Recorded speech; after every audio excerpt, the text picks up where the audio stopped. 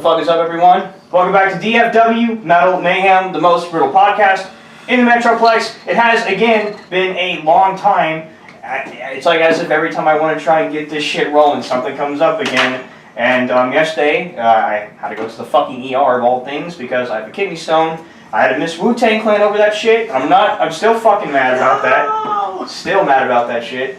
But there's no way that this wasn't gonna happen because I have the opportunity to fucking get the guys at DeadRising here on the podcast. Yeah. Aloha. Aloha. Man, so we need to do a little bit backing up here. You guys, the last show y'all did, not counting the one-off surprise that you threw us all in a loop for January, was your farewell show, which was, in my opinion, the funnest show I have ever been to. It's like right up there with Lich King at Whitson for me.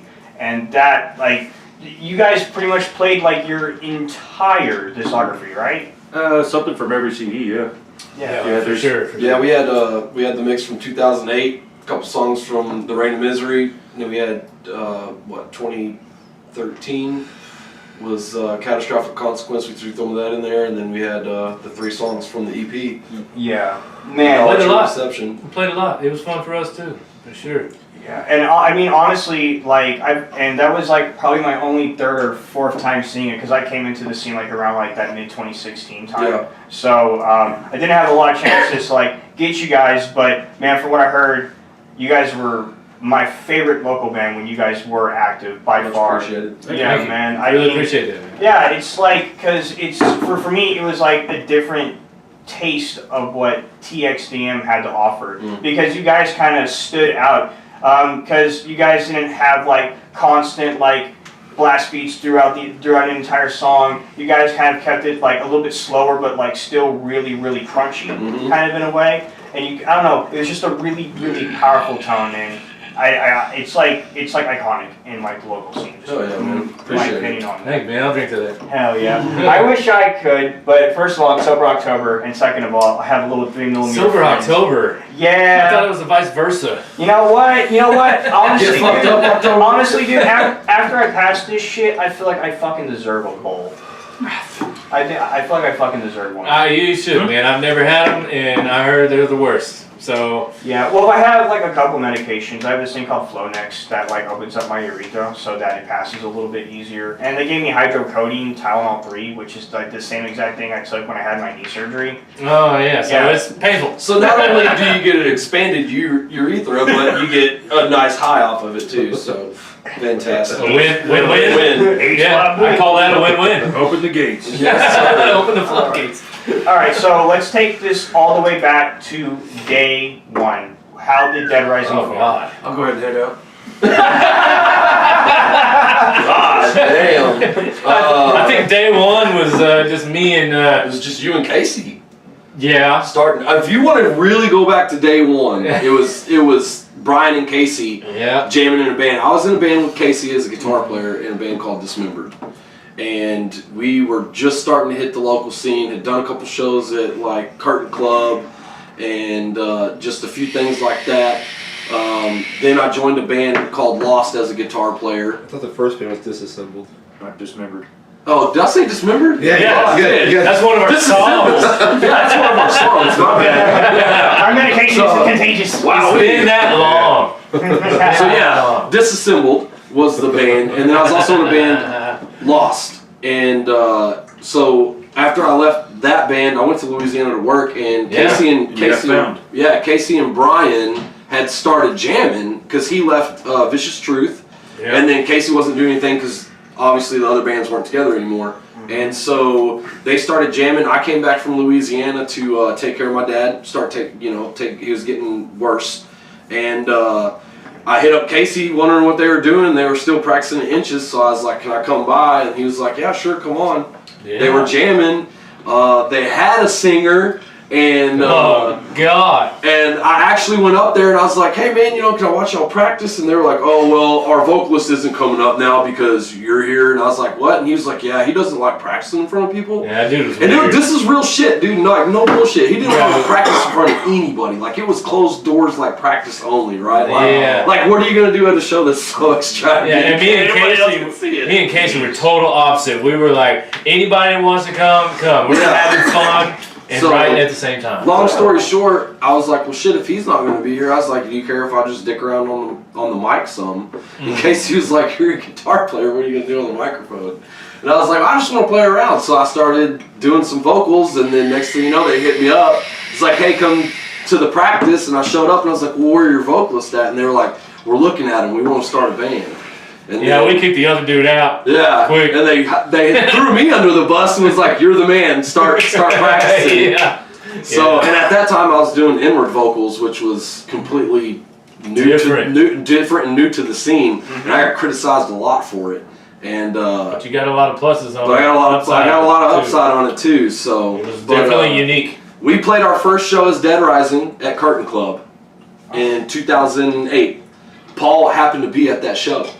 Yeah, we had a bass player just filling in for that show.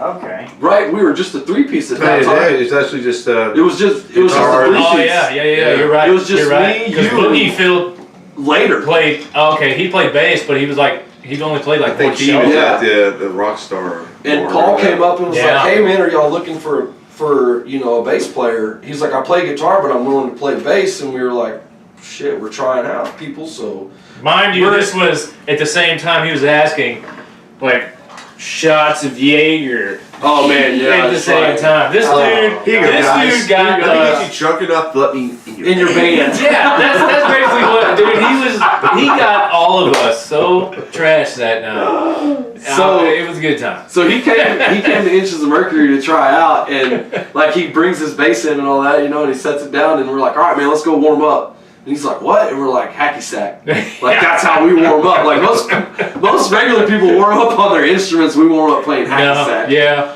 So I didn't know. that's Man. and we were like, if you can play hacky sack, you can be in the band. Hell yeah. And he was sitting there like, Well, he did everything he could. Yeah, he did good. So Actually, now that I think about it, I've always either seen you or you with a hacky sack at arena. Oh, yeah. Oh, yeah. And Yeah, never it's fails. just kind of like, well, you've seen our DeadRising and then we got the Yeah. rising Yeah, hacky I mean- sack, so yeah. But then Yeah, you fast got it. forward a little bit, drama happened. We parted ways. Certain aspects of it. Casey left the band. We picked Paul back up in that same time because Paul had left the band. And I came in. And then he came in on bass. Mhm. And then Paul came back, right? And then Casey had left, and then that's basically summing it up real fast. Well, the CD release of that is CD, where we brought. Catastrophic Consequences. Yeah. That's that was Casey's last show. Yeah, oh wow. And, Yeah. So that's Yeah, the release. And this was the show that you were talking about when you were on the podcast, right? The one that got like a lot of radio attention and all that. Well, we had a lot Yeah. of help from Buster O'Keefe. yeah. Yeah, that's right. And Easy, was it Easy's Smoke Shop? Easy Yeah, Smoke Shop. Easy They Smoke Shop. sponsored. They sponsored, which they just gave us a bunch of the cheapest fucking pipes you could ever imagine. Like you could breathe on these, and they break. Yeah, bro. Like, Yeah. like you hold this son of a bitch wrong time to smoke it, you're fucked. Yeah. But Easy's paid Yeah. for 97.1 the Eagle radio time, Yeah. and it was like half Easy's commercial, half the DeadRising CD release. Yeah. So we were on heavy rotation on 97.1 the Eagle. And then we had KNOM blasting it with KNOM. Thrash and Allen and Simon J. We promoted the ever living shit out of that. Yeah. We had, Yeah. It was on 420 on a Saturday, Yeah. and we had It was a 420 fest altogether.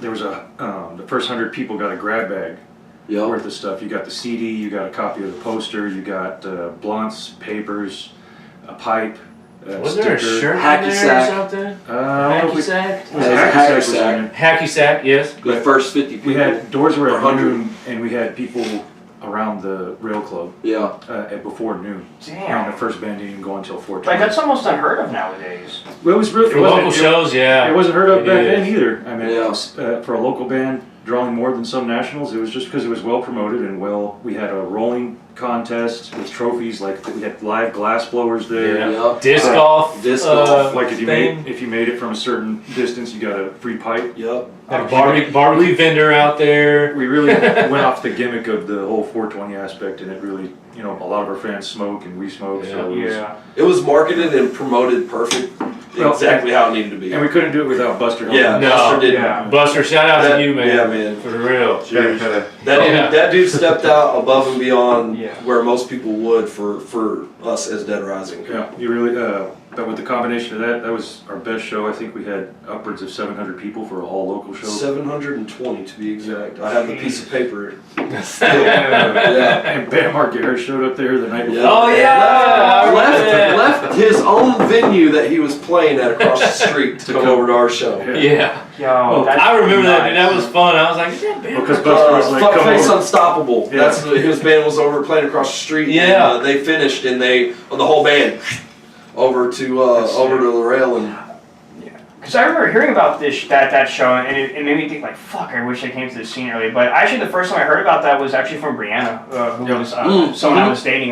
Someone I was dating when she was telling me about it, and I think she said it was like the most fun show she's ever been to. So it was awesome. Yeah, it was. Yeah, It was dude. eventful the whole time. Dude, it was beyond fun for us, man. Beyond. I mean, It was like anything a little more would have been just almost too much to even like comprehend all of it. You know what I mean? See, Like, the whole so thing much is going that on. we played some extra songs, but we played this album like it is on the album. Exactly how it is. And that was We only- played all the intros and everything. Like you put this CD in, that's how we played That's the how show. we played the show. And there's 2 songs on there that we will not play live again. Yeah, no. Really? We've only played once at that show. Let's tell the story about the Rising. Oh Lord. I'll let you tell That's that a story. horribly So, yes. Chicken here Did not do got some fan research. submitted lyrics. God. Call him out. No, I'm not gonna call him out. No, he's calling you out. Oh yeah. So I originally approached the band when it was Casey on guitar and Paul was on bass, and I was like, goddamn, y'all need to get bigger. I want to be y'all's manager. You don't have to pay me anything. Yeah. You don't pay me nothing. And I started showing practices, giving them ideas, doing all that stuff. Helping us market. Just Yep. basically, help manage the band. But I wasn't trying to do it as a money grab. But I don't even know where the fuck I was going with that.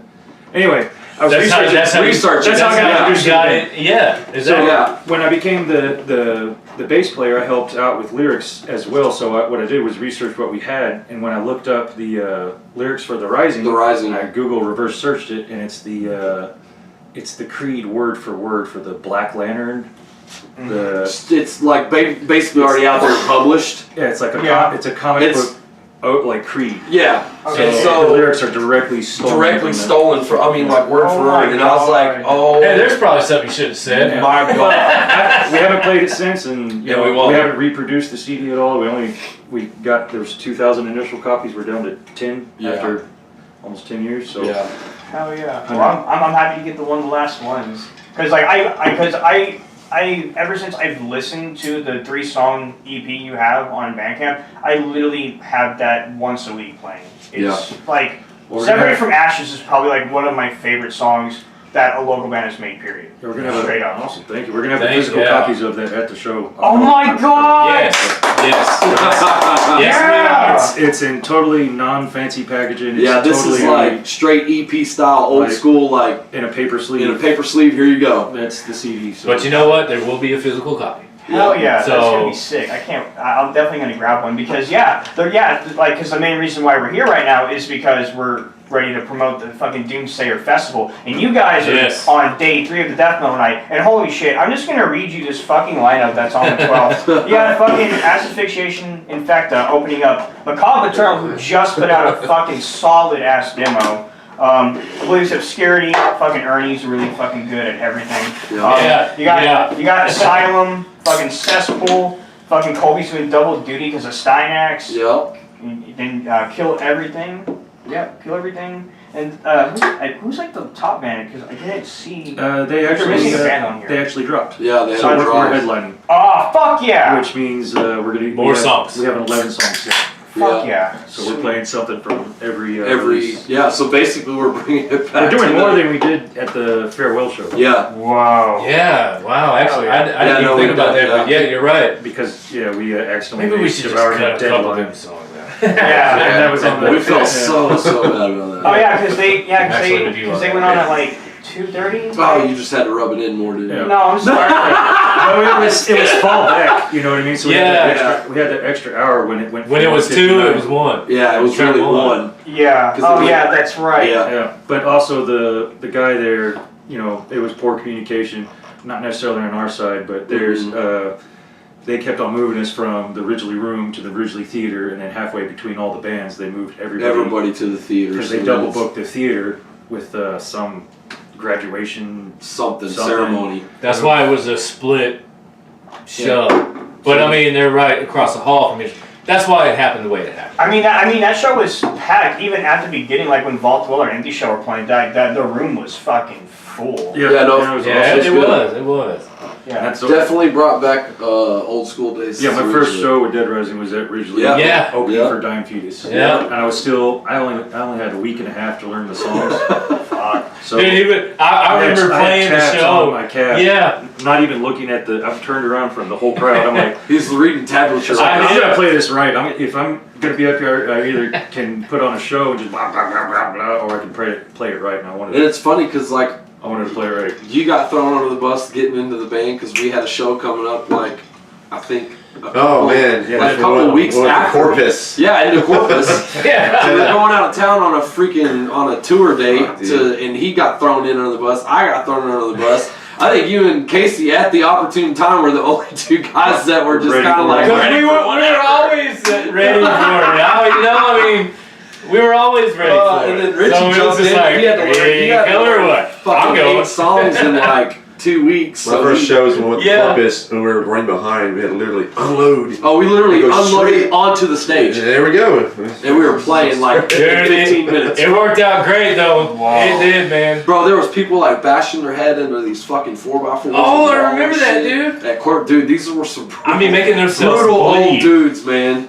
Brutal. They were old literally making themselves bleed, and then they would go around the mosh pit, and they would come back and pow, pow, pow. I was like, I don't know what our music makes you do that, but It's the humidity in Corpus. That's normal down there. dudes. Yeah, that's normal. it gets you. I guess it gets you down. See their birthday parties. Yeah.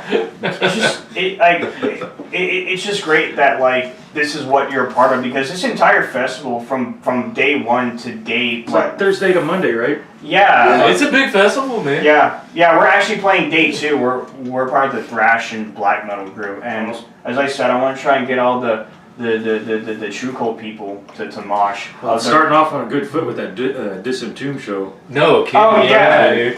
the Bloodletting tour. Yeah. Oh man, it sucks I'm gonna miss it because I'm a really big fan of Virtual Discharge. Oh yeah, me Discord. too. Yeah, Visual Discord. Discord? Yeah, me too. Man, I need to never take meds again before. Megan Got it. Megan and Paul actually introduced me to that band, man. And I saw them at Curtain Club one time, and I was like, "Yep, They're so gross. Spotify it." And I did, man. They just came. I have Destructions on that as well. Mm-hmm. Yeah. Yeah. So Yeah. I got to be there Thursday, and then I'm not gonna make it Friday. Sorry. No, it's all good. And Don't then worry. Saturday, and then Monday is the Is Alter Beast, right? Monday's Alter Oh, Beast. Those are dude, I want to go to that so Those are bad. really close friends of ours. Like, Yeah. they, Yeah. That's why Every I time they really come like into this town, they a lot. always like stay a night at Richie's, and we always get together, and it's just they're good guys. they've promoted DeadRising before, which was Yes. you don't get that Yeah. from very many bands that are doing I think it. their first tour through, we played on We it. played on it. Didn't it? No. Didn't we? They played with Black Dahlia Murder House of Blues. Oh no, it wasn't that one. It was another one that we're on, but I think I'm thinking of Abiotic. Oh, that's I'm thinking of Abiotic. No, hey, bud, Yeah, because I remember we played with them their first run through at Tomcats, and that was years back. They're coming back. By That was the way, exact so- show I was thinking of. Was the one at Top Cats. when you Yeah, said that. yeah. But what I want to thank Justin, by the way, for calling us and having us on this. Yeah. You know, I mean, who's Justin? Justin Mills. Oh, having us on the thing? I thought you were talking about him. I was like, that's Justin. You said on this. I'm talking about the show that I'm talking Oh. about the festival that we're talking about. Man. Yeah, no, this just shows like Justin's versatility in being able to book because even on Sunday he has like a post-hardcore He night. might as well add a couple more days. He's already pretty much there. Yeah. Yeah. A whole week long. Yeah, dude, you might as well just fucking pitch a He's tent. fucking there. Yeah, no There. kidding, man. And that's the thing. I wish I could because Thursday's gonna be awesome. Friday's gonna be awesome. Yeah. You know, I'm already gonna be there Saturday, but Sunday, Monday, I mean. I'm definitely going to be there on all the weekend days because Forget Conformity is doing a CD release and I got to get all the CDs for all the album reviews I got to do. So I'm definitely going to be all there. I'm going to try to be there Monday, but Monday is like a really hard day for me to ever go anywhere. Yeah, I hear you on that, man. No, but it just shows like how badass like the DFW metal scene is, not just locally, but also like how we get nationals. You know, that festival perfectly represents. They're getting some damn good nationals. You know, come through October there 3rd. this next you know, weekend. this last Thursday we had 3 huge tours come Yeah. through, like Napalm. Blood Incantation, Immolation at one place, and then you got fucking Napalm Death and Municipal Municipal Waste at live. Pizza time. You know. Despised Icon tonight, Just right? despise- No, that was the same night. Just Oh, Spies Icon. Yeah. Yeah, dude, I haven't seen them in 10 So years. it's crazy that, you know, you go to these small towns, we never get anything, and they complain about it, and then here we are like, oh, I gotta choose between these 3 concerts that are like, Yeah. Yeah. it's weird like how city problems are overabundance rather than lack of it, but I'd rather have overabundance rather than Yeah, I'm with I you on that. gotta, I'm with you man, I on gotta that. kick myself even more because I didn't go to any of the shows Thursday because I chose to buy the Wu-Tang tickets on I went to the Friday. Dallas Star season over, so did Paul. We're big Star Yeah, fans. Yeah. Yeah. Those fans we back through. Yeah. Well, it's like I didn't have to choose a favorite out Yeah. of band. Even though there's Just like- 82 hockey games, there's bands. See, I didn't do shit. I did Gotta be the whole first work one. thing. That's justified. I'm mainly like a combat sports fan, so like I'm super into boxing. So you're and, into like, hockey? MMA. Oh, yeah. And yeah, pretty much because like, I was gonna say like out of all the other non-combat sports, like hockey's the only one that's legit to me. Like it just looks a lot of fun. Have you ever been? I've never been to a Stars game before. See, I took Kevin from I Cognizant. do it. For sure, man. You know Go Kevin down. from Cognizant? Yeah. I took him to his first hockey game, and what a lucky bastard, dude.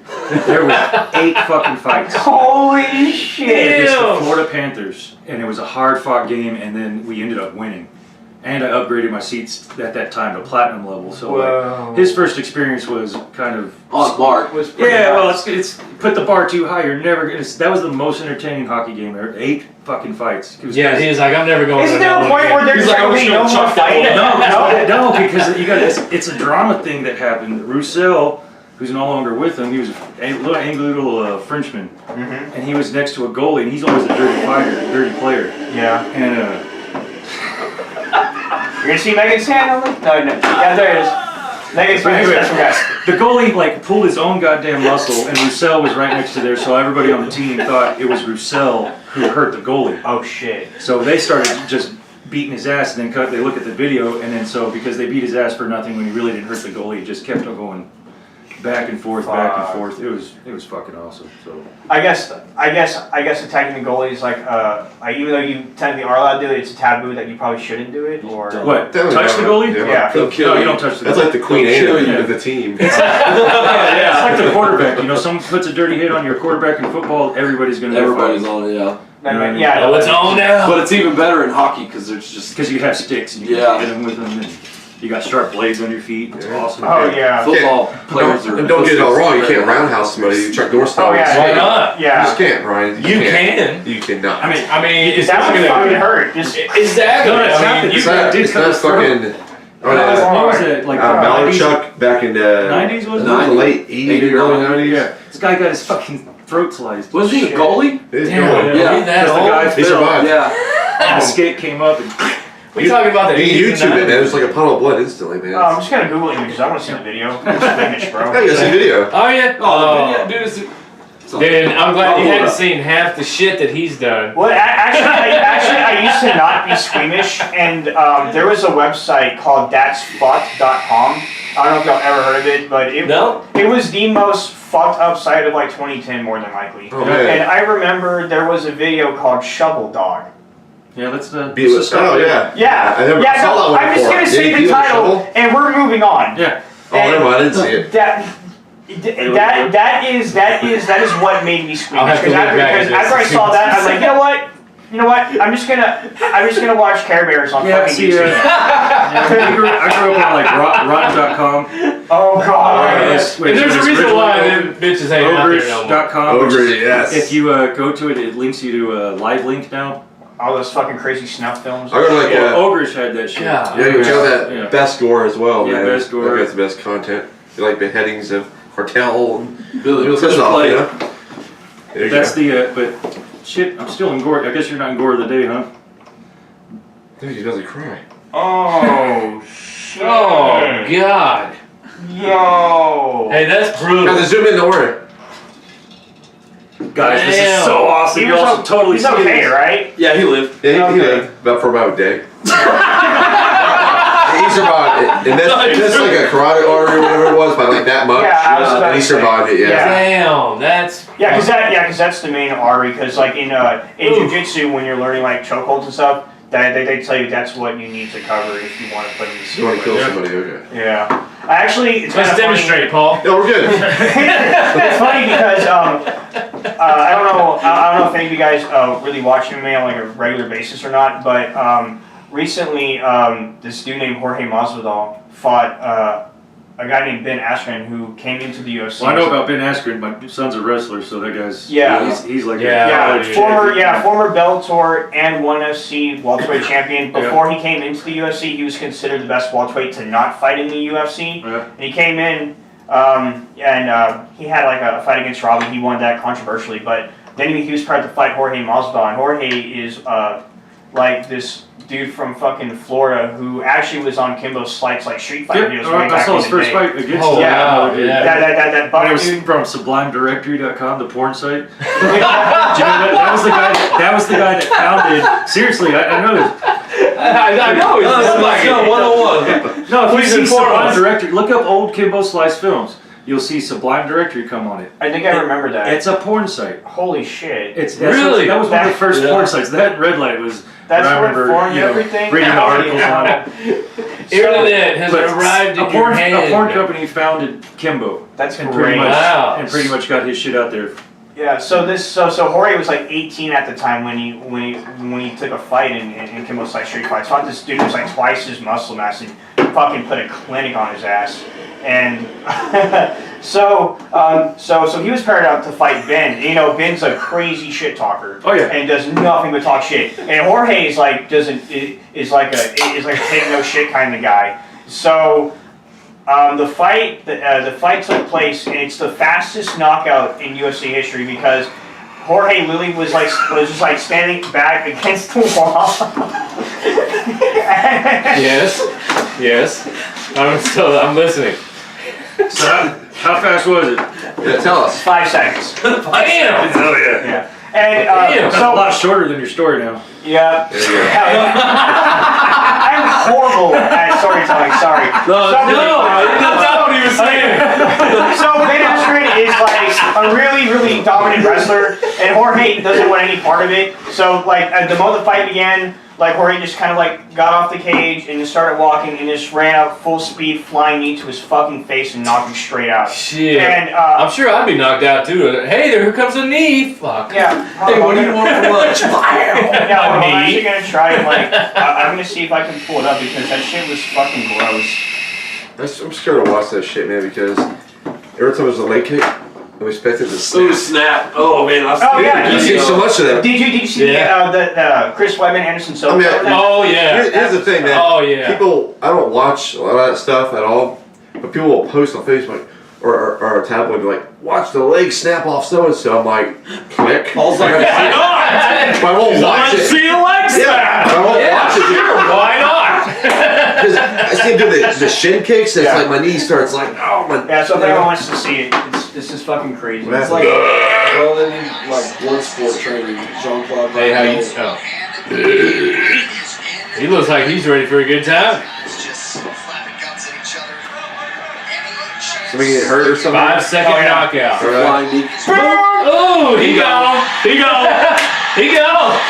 See that? You can deal with that, but like a kick, and then it shows slow motion, and the legs just like rubber. Well, he's a wrestler, and he got right in a wrestler's position just to get low. Yeah. He put his head right in the way of that fucking. Yeah. That's just two different. Dude, he was coming down. That knee was coming up, man. It's just double impact. I had man.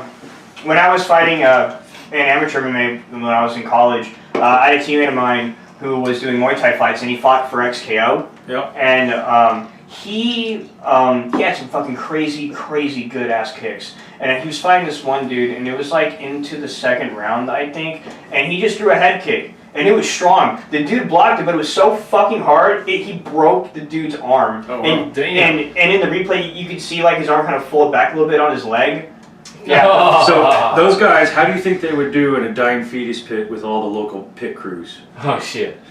Well, How about one of those guys Good question. doing karate pit shit, and pissing all of them off, and then they. Well, I'll tell you what. This is the type of scenario I'm talking about. Lay it on the table. Hitting roundhouse kicks by a 19-year-old snobby hardcore kid is definitely different than getting roundhouse kicked by a world-class fucking Muay Thai fighter. But one against all the pit crews.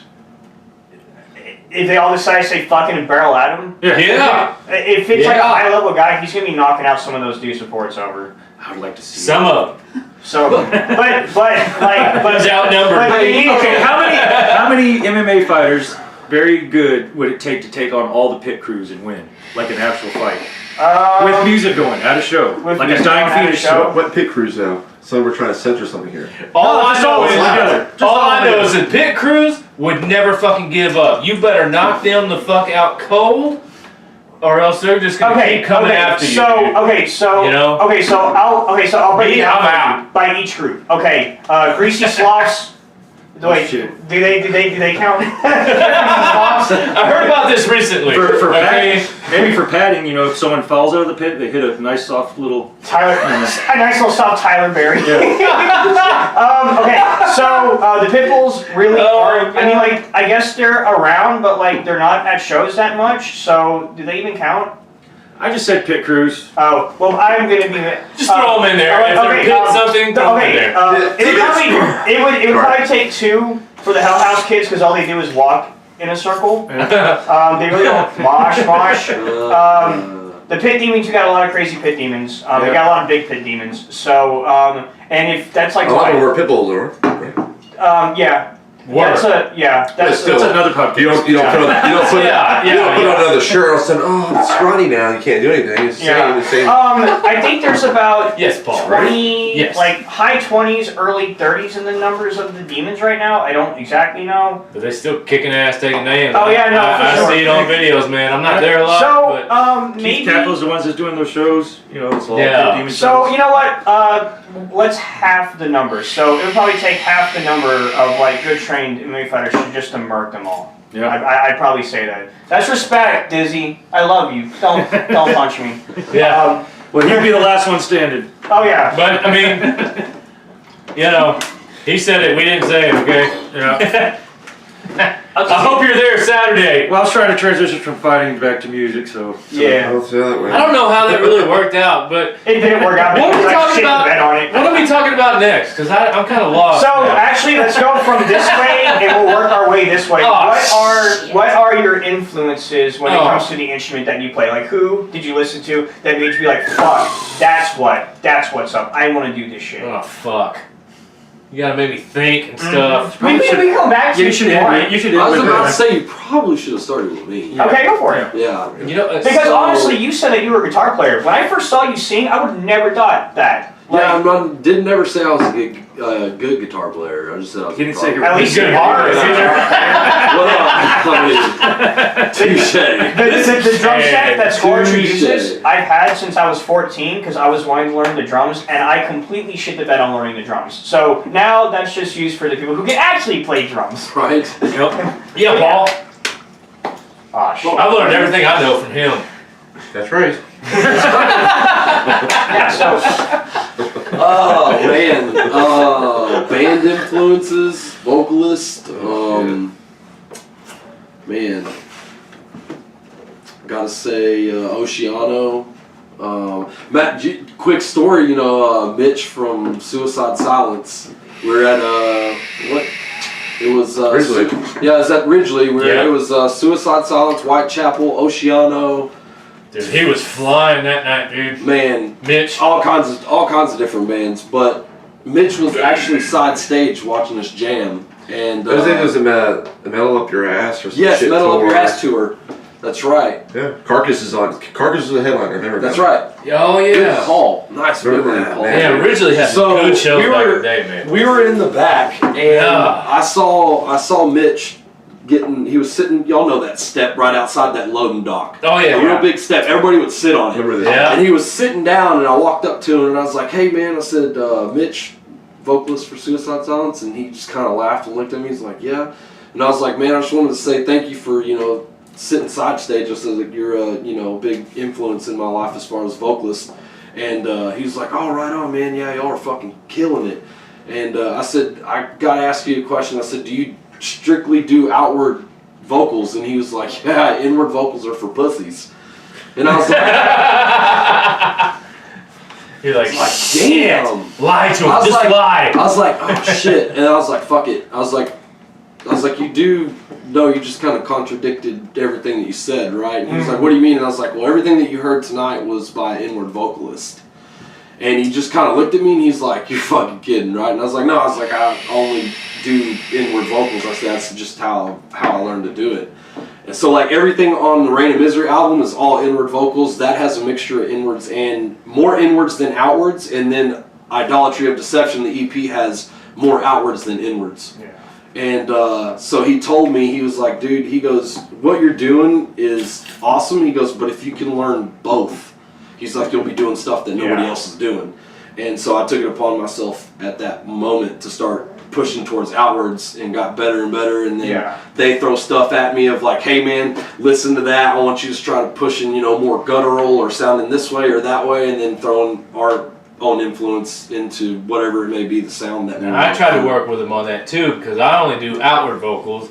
They've been wanting me to do vocals while I drum, but if anybody ever see me drum, I'm kind of all over the place, and I would knock that mic out of my fucking face real quick. Okay, so I didn't want to Britney Spears it up there, but me and him had long talks about that stuff too, man, and he's gotten a lot better. I just aggressively talk. That's what thrash is.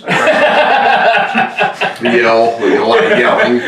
It sounded like what Germans or Japanese would sound like if they just spoke English. Oh, dude, just wait until you hear the full length. I kind of had like a little echo to it. It's kind of funny. So that was your influences? Death, Carcass, Pull the plug. That's a good song. Dying Fetus. I mean, I could go. We actually practiced that the other day. So, Pull the plug. We haven't played that in fucking years.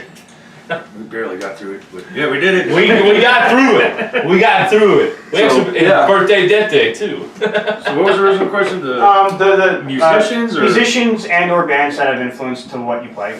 Alex Webster is just yeah. as a bass player, finger playing. Yeah, I've always heard frantic him say that. disembowelment is just like what the fuck, and he wrote that thing. You know what I mean? Yeah. Just playing fingerstyle. That's the way I play. And I tried to get faster and faster, and Alex was like the first one to show me kind of those first techniques, along with like Victor Wooten, one of the best bass players out there. That dude's phenomenal. Doesn't play metal at all, but as far as playing bass, that guy's amazing. Jaco Pastorius, he was the legend. He's the 4-string fucking king, the one that you can fucking say, there's only 12 notes, if you want to get all, boo-boo about it. But, But it's just people that makes you want to pick up the bass, man. It's bands though, like Suffocation, Cannibal Corpse is what I really got. I actually learned to play the bass off of Rage Against the Machine. It was really, really, really easy bass lines. Taught me how to be tight, how to follow along with the. I don't know. He's a tight bass. Yeah, no, I mean that's because how to it's do kind runs, of more, outside of the normal riff, because Tom Morello was just doing shit all over the place. So the bass had to keep, the groove of the. You had to keep the pocket. Yeah, groove of the song going. So that's how I actually learned off of bass tabs, and then started looking up Cannibal Corpse stuff. Strip Breaker and Strangle was the first shit I ever did. And then oh hell yeah. 16 years old, 13 years old. We were in a middle school talent show. We covered "Sick" by Slipknot. Yeah. And that was interesting. We ended up winning the talent show. Whoa. So we're all shit though? No, I did have So slim now- shady hair, blonde hair, because that So was slim dreadlocks, right? No, this was shaved hair, Oh. and I had like an abnormal amount of like stupid keychain shit on the bass, and then fucking Oh, it's empty. went barefoot on stage and all that shit, and went in the talent show. Yeah, fucking Alex. You know I can't do it. Alex I'm just Webster's kidding. Just kidding. one of the biggest influences. That guy's awesome. Oh yeah. I'll be sure just to. Yeah. It's actually kind of funny that you brought up the Slipknot thing because actually kind of my first introduction to local bands was actually when I was in high school. There's actually a battle of the bands here in GP off of the Farmers Market on Main Street, and Electric Vengeance was actually one of the bands who was playing it. And there's this other band called Droder? I don't fucking know. Three different bands. But they were like a group of like 12-year-olds, like one 14-year-old, I think, and like they did Metallica covers, so it's obviously one. Yeah. But there was like a band, also there's like a grunge band, and it was like full of like boomers, and like they were getting more progressively drunk through each song, and there was like little kids in the crowd, and I think it got stopped because like I think he like threw up on like one of the kids on accident. And they were like, you know what? That No. shit wasn't on accident. Yeah, he was like, It's part of the show, Jimmy. And also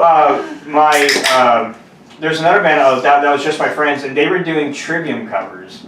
So, and actually, that's actually both Tim, my first drummer in School Archer, and Reed, my current bass player, were actually a part of that Really? at one point. Yep. Yeah, my first real band was a band called Lockdown, and we were 13, 14 years old. That was that one, and then That sounds like a good hardcore band name. it was we played the shit ton of people at Eisenberg Skate Park in Plano, and it closed down now, but we played there. That was awesome. And then we played one show at the old school fucking Galaxy Club, the original location.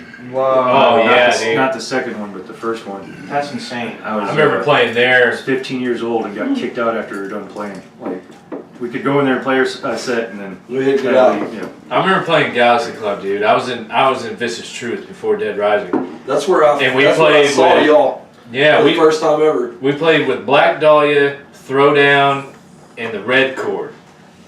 And we were playing the set, and my left bass drum beater went through my fucking bass drum head and stuck there. I went to go hit that left, and it didn't recoil back. I was like, "What the hell's going on?" And my beater was in there, What and we had the to cut. fuck? We had to cut the rest of the set. Damn. We had to, I mean, I couldn't double bass anymore, Yeah. and single Just strokes. Fuck, For, yeah, fuck single strokes. We got 3 songs. Cancel everything. Be like Volbeat the other day. Oh yeah, that's right. They like played like what, like 15 Whoa, seconds. whoa, whoa, whoa, whoa, whoa, and that was it. They go off stage. Yeah, dude, it sucked, man. It Yeah, sucked. and then they went off Facebook like, "Hey, I'm sorry, I had to stop." Yeah. And that was the only time that's ever happened to me live. Knock on wood. But man, that shit sucked. I mean, Black Dahlia and Red Chord. Imagine going to Knotfest and being blown away by a band like Gojira and then having to sit through fucking Volbeat out. We tried to skate. We went to this special bar area. Guess what was all big screens all around us? Volbeat. Oh god. It was all like speakers, surround sound speakers. So if you close your eyes, we're still in our seats. Yeah. Even though we're like across. Yeah, it was there. So we're like, Just all like right. herpes for a reason. That bartender. You're not Shocked, even there, dude. It didn't sound any better when we drink more. You need to Alright, lay on it's Richie's your lap. influences now. You're not even in there, dude. I don't think. No, he is. I'm in there. Yeah. I can't see that far. That's why. It's okay. Because you're wearing glasses inside. Yeah, fucking. Well, he was too. He didn't see it. Like, Paul Carter said, This is how it always is. Yeah. All right. So to continue on with the influences, let's go with you. Paul. Yeah, who Influences, cares? man. Oh yeah. I'm just kidding. I'm just kidding. Go ahead, Paul. Alright. Go ahead, Paul. Yeah. Drummer / guitar player. Fuck, dude. Anyway, growing up, man, a lot of Metallica, Pantera, Slayers, you know. The starting, Yeah, the shit like fundamentals. that. The You know? fundamentals. I was a big Metallica fan. Yeah. Yeah. Brother. Anyway. What just happened? Don't I have to watch that back to see what happened? Yeah, you have to. Yeah. Okay, I guess. Anyway, dude, I guess just, I'll If watch it's a it. hat, it's either Metallica or suicidal tendencies. That bit the bill up and work forward. Yeah. As I grew up, man, played more guitar and bass. Like playing bass, man. Cliff Burton was one of my influences. I never really could do really good finger bass playing, man. But seeing Jason Newsted do, I love this tone. It's kind of made me feel okay not to play. Fucking, you know. Yeah, Metallica shit the bed when they made that dude not contribute to anything. They really did. Who? When Jason Newsted was in Metallica, they admitted that they didn't give him any. Yeah, I mean, it was like a breeding process. Yeah. The whole fucking the thing, man. I mean, from there, man, just listening to like a lot of like Headbangers Ball got into a lot of different 120 bands. minutes. You want to watch that? Yeah. What's up? No, 120 minutes. Actually, man. Yeah, Headbangers Ball was a trip. That was so cool watching. Discovered like so many different bands. I would always watch like Dahlia Murder when I first saw the video. Yeah. Funeral Thirst, dude. It's just kind of like, you know, you kind of progress if you get into different bands. You know, get into different bands and stuff like that. So kind of just, you know, Joffrey Cowboy came along. It's funny because it's back in the scene when the scene thing, like the scene. Dudes, you know. When Joffrey Cowboy came out, man, nobody was doing the shit. Yeah, they had that look, like the scene look, but they're playing all this fucking like crazy shit. Yeah. These big scene dudes compared to them a lot. A lot of fans would be like, "Oh, you got that Bree. yeah, the Breeze, and yeah." No, just like you see what I'm saying, just kind of progression of this different shit. Like you want to, you know. Oh yeah, no, I'm a big fan of that entire movement because that entire movement spawned like really solid bands afterwards. Like I'm a really big fan of Arsis. I kind of feel like Arsis kind of stems from that area. Yeah, Fury is another band that I'm like really into that kind of comes from that same area. So yeah, I kind of really like the direction that particular subgenre is moving into right now because it's just kind of bringing a lot of really creative, like really talented dudes. Like fucking Revocation's another really good example. It's like the new metal. Yeah, new metal. Dude, I'm telling you, man, if you see the way it's progressed in just the past 10 years, man, it's crazy. It's almost to a point where there's just so many. Especially for drumming aspect, dude. I think we've given you enough time to now think of influences. So you actually have. You know, and I was just thinking about it, like Marshall from the Wretched. Wretched needs to come back and do some stuff, okay? I know, Marshall, you're busy mixing Black Dahlia and doing whatever you're doing. Cool. But damn it, I want to hear some more stuff. You know, as far as back in the day type stuff, I grew up, like, as a kid listening to a lot of Stevie Ray Vaughan. You know, a lot of jazz, blues type of stuff, man, you know, and I've always loved that. My uncle got me into Anthrax back in the day, you know, good. Uncle Eddie? Yeah. Uncle Eddie. Yeah, I mean, just a lot of the back of the day stuff, you know, and as far as growing up and seeing the progression, you know, as you know, Black Dahlia, you were talking about Headbangers Ball. I actually bought the soundtrack of Headbangers Ball, and I would be in my shed just with headphones whacking it in the tool shed, just banging away. There'd be Arch Enemy on there, and fucking Black Dahlia, and you know, a whole bunch of stuff, man. It just. And one thing that I liked was when Lamb of God first came around. You know, Chris, he was doing a lot of that. You know, was a Headbangers Ball band.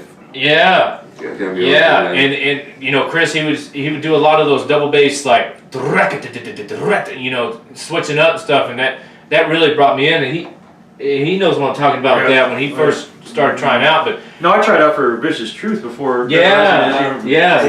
Long time ago. I showed up. I knew him, Richie, years before even DeadRising was going on. It's just we kind of rekindled after years of separation, and here we are now. But I mean, still you know, whacking in the toe shit. Yeah. But man, as far as drummers, like you know, like Kennel Corpse, always, you know, I'll go with them, and Black Dahlia, the Red Chord. I love some old school like Deftones, man. I'm a big Deftones fan. Abe on Deftones, like I love his style, his cleanliness, you know, just Whitechapel, I mean, old school and yeah. followed with. It's actually kind of and he'll follow with, and they're coming back, you know, and old Andrew Patterson's. yeah, Andrew Patterson. Yeah. Congratulations, my friend. Go do your thing, man. Talented vocalist there too. He's really solid. He works so fucking hard. You know, man. Slipknot too. I was gonna mention Slipknot too because there's a reason. The reason why I have an 8-inch tom on my drum kit is because of Slipknot. You know, back in the day, I used to watch his stuff, and he would do them rolls, and it would just.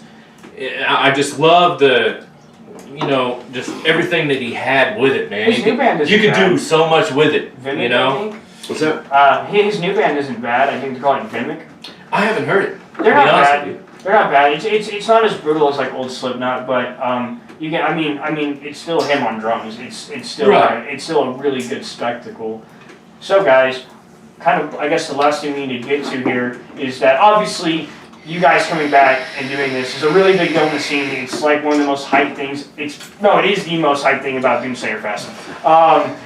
Just to be frank, it absolutely is. So, you know, you guys said that, you know, every now and then, like, you told me when you came on the podcast, like yeah, you still kind of practice every now and then all together. Yeah. Is there any, like, concrete plans after this show, or do you just kind of want to test the waters on stuff? This isn't even testing the waters. This is, Justin Mills wanted us to help him out. He always helped us out. Yeah. So he's always been a good since Reno's good friend and everything to us. This was going to be a festival. He's worked his ass off to get where he's at and try to keep that place alive in memory of Rusty. I tell you one thing, I could not do what that man does. Oh yeah, no. But the reason we took it, you know, number one, he asked. Yeah. Ain't nobody else asking us stuff. So I mean, it's not like we're looking for to be asked, but that's the first step of why it happened. But he was like, hey, I got this day, you know, Unmerciful's on it, and I got some heavy, you know, the other big heavy hitters of the local scene. I'm like, you know what, I asked the guys, I said, hey, Justin offered this, this, and this, and everybody's like, are we doing it? It took like 2 or 3 days, and I don't think any of us actually confirmed or said actually yes. We just ended up like, okay, we're doing the show. Well, we came to practice, and then we sat there, and it was kind of like, hey, we need to make a set list. I think it was. I really just kind of went from there. Like, I think it was a more like, can we do this? It was definitely not a no, because I really feel honored for Justin to ask us that, because like you said, you know, we're not getting show offers anymore and all that, because obviously not. But I'm just saying, it's, you know, we're still in this, and like but we're not looking for show him, offers either. I mean, we can't do this. There's nothing. This whole thing like we used to. You know, obviously it does prove that we're still relevant, I guess. So, I mean, as far as testing the waters, that wasn't a purpose. But it is definitely observable. It's just, it's not for us, it's for the fans and for the people who gave us. We want to give back. It's just one of those things we're always getting together to practice. A lot of people ask me like, hey, do you still talk to the other guys? I'm like, yeah, all the time. We communicate all the time. We practice sometimes. Just have a room there. I mean, shit, we still pay rent. Why not use it? And just the fact that we all hang out. Plus, man, we all been best friends for over 10 years. You know, so it's not like typically you hear about bands not playing anymore. They just kind of go their own ways. When we have our own things going on in life, but we still jam. I mean, I still hang out with my with like some of my older bandmates that aren't in school archery anymore. So it's like we're gonna practice. Stop because I mean, you know, but not all of us have the time to do it consistently. But when we do, it just feels like it's never stopped. So for us, it's like DeadRising's still going. We're just being lazy with it. You can seriously put it like that. Like and we all just feed off each other so well. When we're in that room and we're behind our own instruments, man, we know where everyone's going, what everyone's doing, and we just all click. That's what separates the bands who take this seriously and want to get somewhere from the bands who just dig around. Like you need that tight knit kind of like bond. You need. Well, we talked about. I mean, after they, you know, for the farewell show,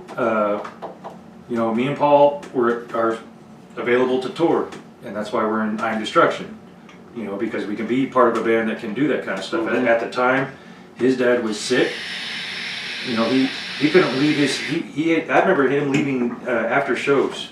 Yeah. Like directly from the show, I have to take care of Pops. No, like from Oklahoma. From Oklahoma. Yeah. Damn. Like okay, I gotta go right now. Yeah, I'm talking. Yeah. That was We the would Tulsa take show. we would take an extra The Tulsa vehicle, me and show. my girlfriend, just so that way after the show we could leave, so I go back and take care of my dad. Yeah. Yeah. But that was like the furthest he could go was Tulsa, Okay. and we're getting offers in everywhere. Minnesota, You know? no, I'm just kidding. And it wasn't a plausible thing for DeadRising, and then we talked about it, like what if we get a fill-in, and then we actually had Mud fill in Yep. on a couple tours. Yeah. He actually had to because I wasn't allowed to leave Tarrant County. Yeah, he was on. Yeah, a few times, yeah. I was on probation, but- so I was like, shit. We did have a fill-in for just those small things, Yeah. small tours, but like when the big shows were happening, or to even keep. Special guest appearance again. Woo! I love this I love how awkward it beard just slide. paused. Like everyone just wanted to stay quiet for that last one. So, guys, I really want to thank you for giving me your time to do this today. It's fucking awesome. As I said, you guys are my favorite local band that I've ever seen here in the scene, and I really doubt that's going to change. That farewell show, I believe, was when I just got my Prospect shirt too, when I was a Pitbull. So getting out there and representing them and just at that fucking show was just insane. And just that entire set is a set that I will never forget. And I can't wait because next Saturday I definitely know I'm gonna have like memories that are gonna last me a fucking lifetime. And yes, us both, man. Yeah. Day 3, they are playing Day 3, Saturday, October 12th at Tomcats. Scorcher's playing Day 2 if you want to come and see us. We got a new song. Go see him, man. We got a new song. We're playing early, but if you can't come through, but Go to all of them. We'll have physical copies of CDs. We'll have a new T-shirt design with Yes. some old designs. Yes. We man, got I'm two gonna- different kinds of stickers, Okay, and we're going to be doing a special package. I forgot what it is, but you get a T-shirt. It's written down. T-shirt, Yeah, CD, 2 stickers For like package $20 deal, or yeah. something like that. Support your local music. So, It's not just us. Support and we're also playing an 11-song set and now headlining, Yes. so we get to take our sweet time. We're gonna take shots with everybody. I'm We're gonna fucking make it a celebration. I'm gonna try and get my nose broken the other way so the shit can come straight. You know. Hey, if you're gonna hit me, What? hit me this way. All right, guys. Thanks again so much, everyone. Thank you. This has been DFW Metal Mayhem, the most brutal podcast in the Metroplex. Yeah!